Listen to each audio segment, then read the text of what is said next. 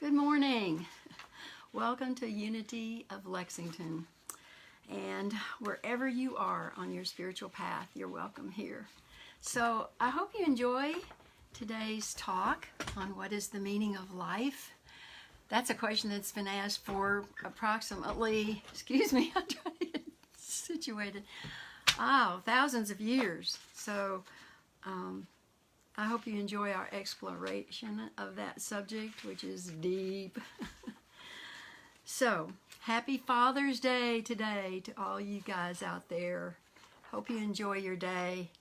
And I know your children are grateful that you came here to earth to give them an opening to come here to earth as well. So, there's a lot to be said for that. So, and today's daily word is, I have a reading for you about a father's blessing. I hope you enjoy. So the announcements I have for this morning are thank you all for supporting our spiritual community. We could not do this without you. And I recently posted on Facebook how to donate, and I failed to put our post office box. And I'll do that later today, so you can mail us donations if you wish. But you can also go to Facebook, and there's a link on Facebook which is, I'm not sure I understand this, but my IT guy said it has something to do with us having an application for our 501c3 status. So what you click on is Shop Now on Facebook. And then on our website there's a direct link for donations. So I hope you do support us. And I think later this afternoon, the talk will be on YouTube. Ron is out of state, so I'm not sure when he'll be back, but I'm sure when he does get back, he'll put it on YouTube for us. And I apologize for some of the audio difficulties that we've had. I'm hoping today we don't have any of those and everything's good. And I hope it's, whatever happens, if it's pilot error, I will own that. All right, so our online services, if you're just tuning in for the first time, are much shorter than what we do when we have in-person services. So the service will last usually max 40 minutes, somewhere between 30 and 40 minutes. So I'll get to the prayer list. Please pray for peace and harmony in our community, our nation, our world. So needed right now. Please pray for Nicole and my daughter Leslie, two of those who are out there putting their lives on the line every day as healthcare workers. That's a biggie. And that has to be a soul dedication. So thank you, Nicole and Leslie. Prayers of thanksgiving for baby Michael, and he's done really well. He's at home, and I'm seeing wonderful pictures of him on Facebook, and so bless baby Michael and Leah and her husband. It's really great. Continued prayers, please, for my sister Diane and for Ginger for healing. I was hoping to be able to see my sister last week, but I was ill, so nothing life-threatening, and I don't have COVID. I got checked for that. I'm negative for that. So, and I'm, of course, here I am, so I'm much better today. I'm totally on the mend. Please pray for Fur Baby Spirit and Bear, and for Peyton for divine protection during her pregnancy. So if you'd like prayer support, just email me at revcarole, C-A-R-O-L-E, unity, @gmail.com, and I'll be happy to pray with you. And we don't use last names, so we protect everybody's, privacy. So, okay. So let's start with opening prayer this morning. I just invite you to close your outer eyes. God, we thank you for this beautiful day. We thank you that we have another 24 hours to be able to dedicate our lives to your will and your work in this awakening world. We thank you for all the many blessings, all the people, all the experiences that have come into our lives, because we are who we are today as a result of these experiences and these persons who have come into our life. And so we're grateful for that. And God, we pray for peace. Peace. And we know that peace begins with us, as we used to sing every Sunday. Let it begin with me. When we have peace in our own life, then we have peace in our family, in our neighborhood, in our community, our state, our nation, and our world. That's how it works. It starts with us. So thank you, God, for everyone and everything. Thank you, God, for the vision of peace in this world. And we pray these prayers this morning in and through and after the nature and the power of the living God, present in all creation. And so it is. Amen and amen. All right. Daily Word. I love Daily Word. Don't know what I'd do without it, actually. The word for today is Father's Blessing. And the affirmation for today is, I give thanks for all expressions of fatherly love. Because you know there are people out there in the role of being a father who aren't the biological father. There are grandparents that are raising children. There are grandfathers who are raising children. There are all kinds of foster caregivers and people like that that have assumed the role of fathers. So we're grateful for them. My relationship with my father may have been positive and nurturing, or difficult and challenging. He may have been a strong presence during my childhood, or he may have been absent.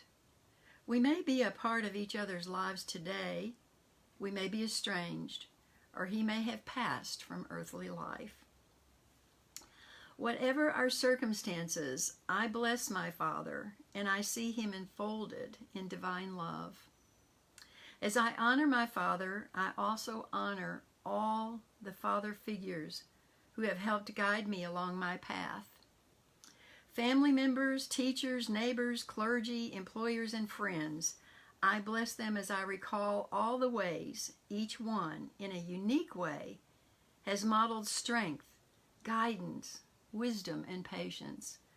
Their presence remains with me thanks to their gifts of fatherly love. And again, the word for today is Father's Blessing, and we speak this affirmation: I give thanks for all expressions of fatherly love. All right. So we're going to have a meditation. And Pete Peterson up in Louisville, extremely talented pianist, has written this beautiful music for us. So I hope you enjoy it. We're not allowed to play any kind of copyrighted music. So Pete has generously donated his music. I hope you enjoy it. So I invite you now to step into the eternal now, that spiritual oasis, that place of spiritual and profound peace, simple and profound peace. We speak affirmatively this morning in our hearts, saying, I know I have the peace of God within. I know I am the opening for God's greater good to express through me now. I know I am love. I know I am peace. I know I am harmony. I know that I am fully provided for, loved and supported by the universe. The singular truth is that we are one with Spirit, and Spirit is always there for us. And in this knowing, we are lifted to a higher level than ever before. As we go forward, we realize a common theme for us all: the knowing that the presence of God guides us, shows us the way, makes the crooked path straight. Knowing that the presence of God always, always provides. Today we are open and receptive to this deep, spiritual, and intuitive knowing. Today we change the questions in our life into prayerful affirmations, saying within our heart, I know. The presence of God knows all. The wisdom, the love, the joy, and the peace of spirit are within, and we touch them all those God attributes in this now moment. I am the wisdom, the love. I am the joy. I am the peace of spirit. This is the truth of who we are as spiritual beings. And we are so, so grateful. And so it is. Amen and amen. All right.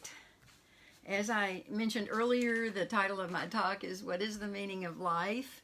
And I hope you enjoy some of the ideas that I'm going to share with you today. I have Gary Zukav's book, The Seat of the Soul, that I share from. And also another one of my favorite books by Robert Fulghum called It Was on Fire When I Lay Down on It. That man is something else. All right. I just have to share a few little jokes for Father's Day with you that I hope you enjoy. For Father's Day, my kids always give me a bottle of cologne called English Leather, and it's appropriate because to them I always smell like a wallet. And another one, a little boy, when asked what Father's Day was, answered, "It's the same as Mother's Day, only you don't spend as much for the gift."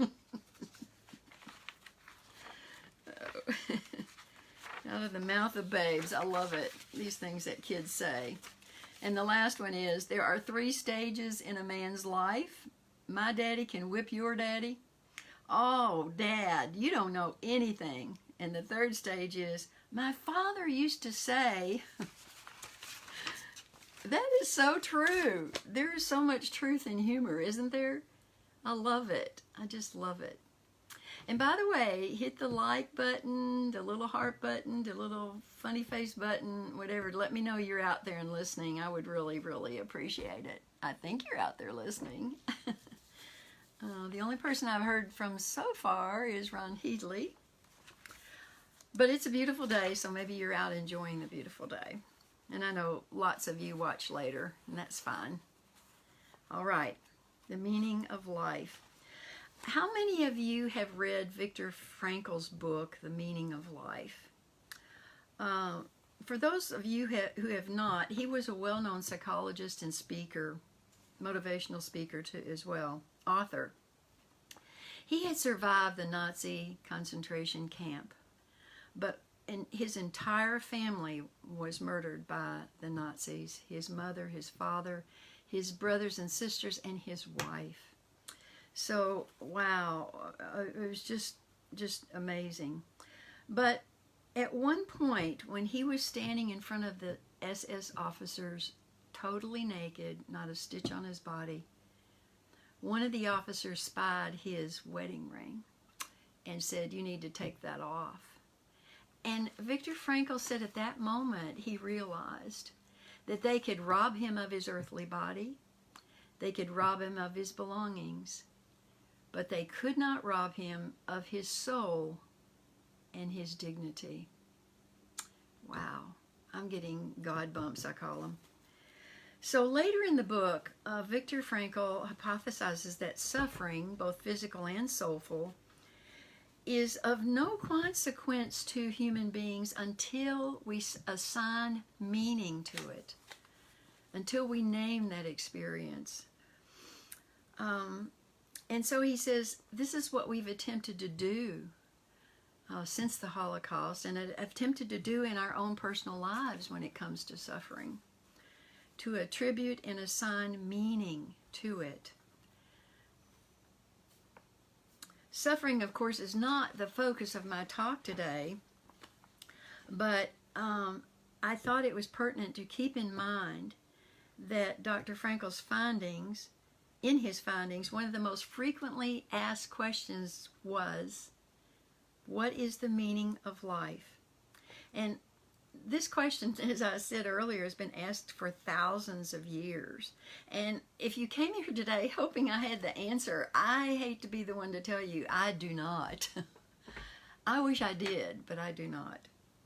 So, but I think it's something that we really need to explore in life. And even though I don't have the answer, I do have a story to share with you later on that may give you at least one aspect of what the meaning of life really is about. So one of the primary things that happened with the development of New Thought is that New Thought, when it came about, and I'm going to speak to that just a little bit, New Thought pioneers were asking the questions of, why am I here? What am I made of? And what is my life about? Searching about the meaning for life was very important to New Thought pioneers. Prior to 1776, there wasn't a country anywhere where people could worship freely. Nowhere. So your life could be literally threatened if you were to practice a religion that wasn't accepted by the state or the country. So we moved forward in that we did establish in our country religious freedom, which is protected. But 100 years after that happened, we had this transcendental movement. And this transcendental movement brought us people like Emerson and Thoreau and Thomas Jefferson, and even a man called Phineas Parker Quimby, who was a great healer in his day and is considered to be an important New Thought pioneer. So, about this time, there were other peers that came into the New Thought movement. Ernest Holmes, who founded Divine Science, Religious Science, and Emma Curtis Hopkins, the woman who had ordained Charles and Myrtle Fillmore, the founders of the Unity movement. So this was a really significant time in the history of our country. And one of the very first principles that came out of that New Thought transcendental movement had to do with the connectedness of all life. And it's what we call in New Thought the oneness of life. And looking at the beauty of the oneness of life is important. The miracle of life living itself is important. So in Unity, how we affirm oneness is that we have a principle, or a tenet, we call it. The first principle taught in Unity, we don't have dogma, but we do have principles that we invite people to enjoy and practice or not. But the first principle is there is only one presence and one power active in my life and in the universe, God the good, omnipotent. So we see life as one life, one life. And this principle is not only found in Unity, but also in all the world religions. It's a foundational teaching. So it's not unique to Unity by any means. Hindus are sometimes thought to believe in many gods. They don't believe in many gods. They believe in one God, but they believe in many expressions of that one God. And there are many manifestations or expressions. And just think about this. There are, 7 billion people on this planet? And what's wonderful is there are 7 billion expressions of that one life on this planet. So that is what we believe in Unity. So the bottom line is this. When we are able to see and affirm the connectedness of all life, we are then able to experience life at a deeper level. And number 2, there's no real separation in spirit. We're all joined at the hip spiritually with the one God. And when we understand this, we can practice our life at a deeper level and experience our life at a deeper level. So when we recognize and understand that there's no other power in the universe vying for our soul, only one power vying for our soul, we can relax and experience life again at a deeper level because we're trusting then at a deeper level. Okay, we made the soul decision to come here. And while we're here, we try to fill it with all kinds of stuff. But I believe whatever it is we decide to fill it with, we might need to return as a result at some point and again concentrate on filling it with God stuff. Or maybe we'll make the decision to take time out. I, of course, believe in reincarnation because I don't believe in a God who would say to us, you have one chance, Carol, and one chance only, and if you don't get it right, you're going to burn in hell forever. Hell, I believe, is a state of consciousness. There are people in hell walking around the earth right now. Would you agree with that? There truly are. But what I'm saying is, we need to be conscious and aware of what it is we're filling our life with. That's what's so important. So, but what have I just done? I have just speculated on the meaning of life, have I not? So I'm sure you've wondered the same thing at some time or another, or perhaps you don't think about it, but I think at some point along the way, we are going to have to give some serious thought to the meaning of life. Otherwise, to quote another live question, why are we here? All right. I mentioned that I would share with you a story about a man named Alexander Papaderos.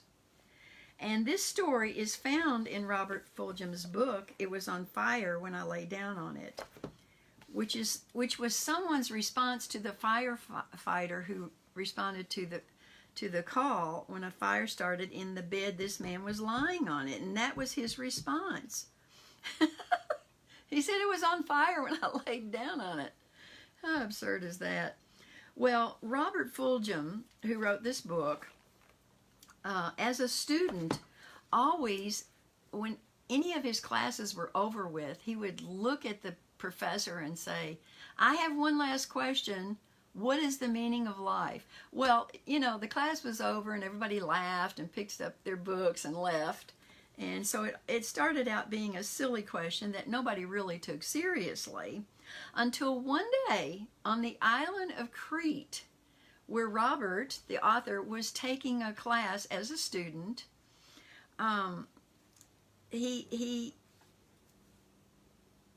Well, what was I going to tell you? Okay, until one day he met Professor Alexander Papaderos, who was a doctor of philosophy and was taking his class. Dr. Papaderos had founded a humanitarian institute on that island in memory of those who had died at the hands of the Nazis.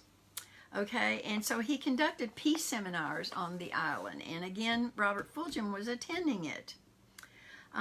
And however, unbelievably, this humanitarian institute was, I forget how they said it, it was unbelievably a source of productive interaction between Greece and Germany at the time. So at the conclusion of the class Dr. P was conducting, Robert Fulghum again asked that what he meant to be a silly question, what is the meaning of life? So the students laughed and began to pick up their books and leave. But this is what happened. Papaderos held up his hand and stilled the room and looked at me, Robert Fulghum, the author, for a long time, asking with his eyes if I was serious, and seeing from my eyes that, yes, I was. I will answer your question. Taking his wallet out of his hip pocket, he fished into a leather billfold and brought out a very small round mirror, about the size of a quarter. And what he said went like this. When I was a small child during the war, we were very poor and lived in a remote village. One day on the road, I found the broken pieces of a mirror. A German motorcycle had been wrecked in that place. I tried to find all the pieces and put them together, but it was not possible. So I kept only the largest piece, this one, and by scratching it on a stone, I made it round. I began to play with it as a toy and became fascinated by the fact that I could reflect light into dark places where the sun would never shine. In deep holes and crevices and dark closets, it became a game for me to get light into the most inaccessible places I could find. I kept the little mirror, and as I went about my growing up, I would take it out in idle moments and continue the challenge of the game. As I became a man, I grew to understand that it was not just a child's game, but a metaphor for what I might do with my life. Wow. I came to understand that I am not the light or the source of the light, but the light, which is truth, understanding, and knowledge, is there, and it will only shine in many dark places if I reflect it. Amazing. I am a fragment of a mirror whose whole design and shape I do not know. Nevertheless, with what I have, I can reflect light into the dark places of this world, into the black places in the hearts of humankind, and change some things in some people. Perhaps others may see and do likewise. This is what I am about. This is the meaning of my life. And then he took his small mirror and, holding it carefully, caught the bright rays of daylight streaming through the window and reflected them onto my face and onto my hands folded on the desk. And so Robert says, much of what I experienced in the way of information about Greek culture and history that summer is gone from my memory, but in the wallet of my mind, I carry a small, round mirror still. Are there any questions? I don't know how many years ago I read that, but I have never forgotten that story. I don't carry a small, round anything in my purse, but I do in my mind. And oftentimes in my prayer time, I will say, God, send your light of peace, your light of joy, your light of abundance, your light of love, wherever in this world it's needed. Because I know when I say that prayer that there is no separation in spirit. I know that my request has gone out just as if I had shined a small mirror into a dark place somewhere in the world. And you can do that too. That's what's so wonderful. Wonderful. All right. The fifth principle, and as I mentioned earlier, we don't have dogma in unity. We have principles that we ask and invite you to think about and perhaps practice in your life. There's no coercion in unity. We're not that kind of a spiritual movement at all, thank God, or I wouldn't be a part of it if we were. The fifth principle we teach is it is not enough to simply know the truth, but we must demonstrate and live it. That's where the rubber meets the road. We must demonstrate it and live it. Dr. Papaderos tells us this is true, and he sums it all up in that one vital statement he made that I shared with you. But light, truth, understanding, knowledge is there, and it will only shine in the many dark places if I reflect it. if I reflect it. That means it's a soul choice to reflect the power and the presence and the light of God in our lives. That's a soul choice. Some people will take it up and others will not. We can do it or not. Unity teaches that there are no consequences if we choose not to do that. What unity teaches is there are consequences that we live because we live in a reciprocal universe. So for every action, there's a reaction. We're not punished by our actions, and by the same token, we're not rewarded by our actions. I know that might be hard to understand, but it's true. It's true. What happens is we learn from our actions. So if we're in someone's face and we're screaming at them, we get a reaction of some sort, and we get to decide if that's working for us or not, as Dr. Phil says. If it's working for you, great, but the universe will show you how it's working for you. If you lose that friendship or that partnership or whatever you lose as a result of screaming at other people, then the universe is saying, hey, you need to choose something else. You know, throwing tantrums up until about age 4, maybe 5, worked, we thought, mistakenly, most of us. But most of us have given it up, but some of us have not. So what we teach in unity and what we believe in unity is that we live in a reciprocal universe. So you get to decide whether your actions have rewarded you or brought you something less than a reward. Because the universe is teaching us and loves us and supports us and is saying, here's the message that you need to hear from the person you're yelling at, whether or not you want to continue that. So I find it totally fascinating. But for every choice, there is some kind of a consequence. And these are simply guides for us, these consequences. They're guides. They're not punishment or rewards. They're guides.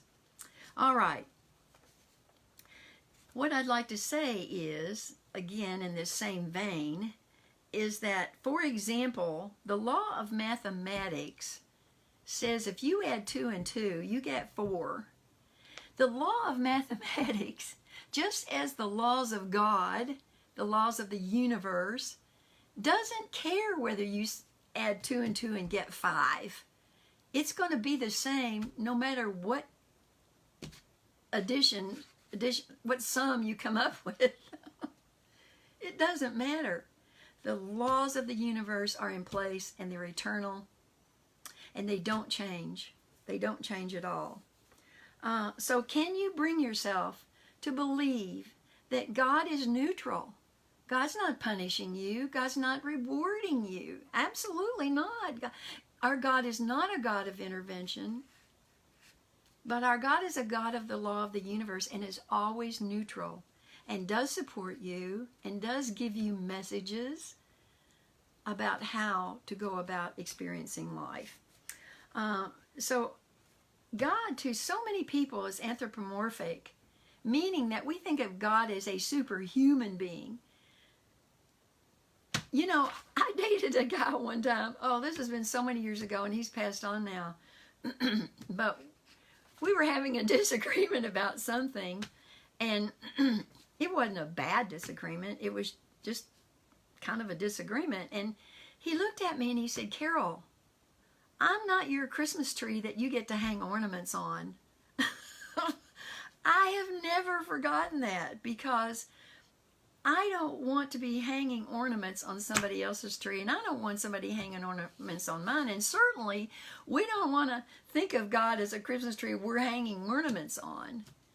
God is so anthropomorphic, and we need to get rid of that notion that God is a form of a superhuman being and attributing human qualities to spirit. Oh my gosh. God is energy. God is a life force, and God is neutral. God is neutral. God doesn't have a scoreboard, and I believe we get do-overs in the form of reincarnation. I don't believe God's keeping score, and I'm going to stand before God and God is going to say, hey, you don't have enough points to get in here. I have 10 million points. You have 25. I don't believe that, but sadly, many people do. Anyway, I didn't mean to get into that so much because we're getting short on time here. God is not what I'm trying to say, God is not a God to be manipulated or cajoled or convinced into this or that. God is everlasting law and principle, and yet change itself is contained with that whole Spirit of God. And that's what's called a divine paradox, which I also find fascinating. So understanding this fifth principle that I talked about, there is only, you need to live the truth. And that's what makes it important. That's what is vital about knowing the truth, is living it. Okay, so as I become more and more aware of that, then I become more and more aware of things not happening to me, but things are happening through me and for me, so that I can enrich my spiritual experience and my relationship with God. That's the bottom line of what I'm trying to say here, is understanding that God is neutral, understanding that God is not punishing or rewarding or anything of that nature, but understanding that God, as life and energy and a life force, all of that is happening for me and through me as my life experience. So I hope that all makes sense to you, and it's really, excuse me, about all what really matters in life. So in our quest to understand the meaning of life, we need to ask ourselves some key questions. And what has been said by someone is the quality of our life is dependent upon the quality of the questions we ask ourselves. And we can ask ourselves some really dumb, silly questions. So I have for you today a few questions you might want to consider asking yourself that are meaningful. And I hope that everyone out there is asking of themselves meaningful questions, so we can add to your library of that. So, number one, do I accept and understand the oneness of all life? Do I continue to see myself and others as separate from that one life? Dependent on my answer, how do I treat others? So that's a good question. Another question, do I have a clear acceptance and understanding that I am not a victim? That life happens through and for me? Do I understand that? And if so, can I accept the gift within the life experience called adversity? And yes, I did just call adversity a gift. Because I believe that there's a gift in it where the universe is guiding me. This is where we follow Meister Eckhart's spiritual counsel and advice, that everything and everyone is a gift. Everything and everyone. All right. The third question, and the most important question of all, I think, is, am I living a life of what I just talked about, of demonstrated truth? Am I in service to my world, to humankind, and to the universe? Am I giving and sharing this truth with a capital T, not little t? Truth, little t, is where you just feel you need to tell someone something because they need to know it. That's your own personal little t truth. I'm talking about the eternal truth that never changes. I'm talking about the big truth in our lives. Am I giving and sharing that big T truth in my everyday practice of life? Am I expressing that? And as Dr. Papadero said, it all boils down to whether or not we are practicing and demonstrating the truth that we know in our heart. Are we doing that? The truth we know at a soul level. A good question to ask if you're getting ready to share truth with someone, you're saying, well, I don't know if it's little t or big T or not, is ask yourself, is what I'm about to share this with this person going to create separation, or is it going to enhance the oneness of life that I share with this person? ask yourself that. If you're just really wanting to share truth with someone, ask yourself that question, and you'll know God will give you the answer and say, no. You'll hear it in your heart. No, it's not the time to share this. No, it's not. Or else you'll hear in your heart, yes, share the truth, share the joy, share the love. You'll know. And I have faith in all of you that you will get your guidance. So being of service on this planet is the highest demonstration of truth that we can possibly live. Oh, so amazing. Because it brings so much good and so much light and so much of everything good to the world, to the universe. And I'm going to close this morning by sharing with you, excuse me, the thoughts of Gary Zukav is found in this fabulous book. It will always be fabulous to me. It has eternal wisdom in it. Seed of the Soul. And he wrote this book after he went out into the desert for I don't know how long. He was a, oh gosh, I can't think of whether those guys' names are that and I'm sorry not to remember, but he was one of those people in service that wore those berets and, oh well, sorry about that. Anyway, he was so angry when he got out of the service with what he saw in service during the war. I don't even know which war, probably the Vietnam. Anyway, he was so angry inside, he couldn't, it was just eating him up. And so he went out into the desert for I don't know how long, a really long time. Probably, I don't know if he calls it a vision quest, but that's what I would call it.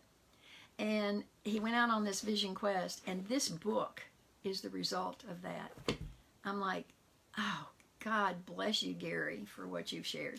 So I'm going to share it with you today, and it's an excerpt from the book entitled Reverence, and he speaks of the reverence of life.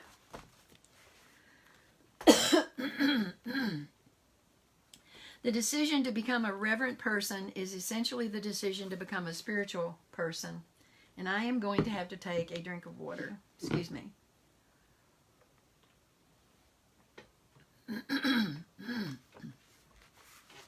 All right, there is currently no place for spirituality within science. Now, I think since he's written that, there has been some introduced. Within science, politics, business, or academia. To a 5-sensory personality that lacks reverence, a reverent businessman or businesswoman appears to be competing at a disadvantage because the range of his or her activities is not unlimited, and a reverent politician appears to be unqualified for leadership in a world where the only power that is recognized is external power. Yet, to the multisensory human, a reverent businessman or woman is a person who infuses a new energy into the archetype of entrepreneur, shifting it from a dynamic that is motivated by profits that are generated by serving others to a dynamic of serving others that is made possible by profits. And a reverent politician is a person who challenges the concept of external power and brings to the political arena the concerns of the heart. All right. Therefore, the decision to approach life with reverence means acting and thinking as a spiritual person in a world that does not overall recognize spirit, and it means moving consciously toward the perceptions of the multi-sensory human. To live with reverence means to be willing to say, that is life and we must not harm it. Wow, do you know New Zealand? If it weren't for family, I would move to New Zealand. I'll tell you why. Because in New Zealand, they have banned, the woman who is the minister of that country has banned assault weapons, and the country fine with it. They have virtually eliminated the COVID in their country by acting very early. And number 3 that I recall, this just happened recently, and it just was such a beautiful thing to see. That country has declared, are you ready for this? All animals to be sentient beings. Oh my gosh, how evolved those people are. It's just absolutely phenomenal. And as I said, I don't care what it looks like or anything. If it weren't for my children and grandchildren, I would be moving there. Wow. Okay, so let's continue. To live with reverence means to be willing to say, that is life, we must not harm it. And also, those are our fellow humans, we must not destroy them. And mean it. It means re-examining the way that we treat the members of the animal kingdom that serve us so patiently. And this is what New Zealand is saying to us. They're our model. It can be done. It means recognizing the rights of the earth. Is that happening now? I don't think so. Sadly, I don't think so. That the earth has rights is a concept that is not even present in our species right now. Holy cow. Holy cow. I'm just not a talking head here. I can tell you when I go to the grocery store, I'm one of the extremely, extremely few people who don't use plastic bags. I mean, it is just so disheartening to me that people just really do not get it. Well, okay, I'm not here to talk about plastic bags, but